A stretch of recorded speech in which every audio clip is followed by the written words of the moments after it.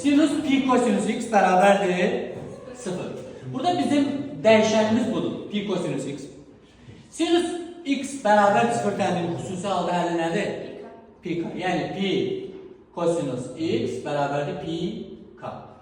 Pi'lər hər tərəfdə ixtisar olur. Kosinüs x bərabərdir k-ya. Yalnız 3 hal ola bilər. 0, 1, mənfi 1. 2 ola bilməz, 3 ola bilməz, mənfi 2 ola bilməz.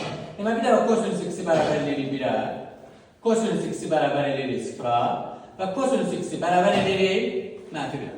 Və əsas məsələ buradır. Bunun həllinin çox maraqlı bir üsulu var. Kosinüs 1-i harada alır? 2 pi k-da, yəni bu nöqtədə. Mənfi 1-i burada alır.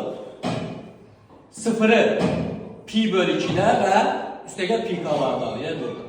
Yəni bizim bu 3 dənə tənliyin həlli bu 4 dənə nöqtədir. Və bu 4 dənə nöqtəni ümumi formada necə ifadə edə bilərik? 4 nöqtəni ümumi formada. İlk nöqtə hansıdır?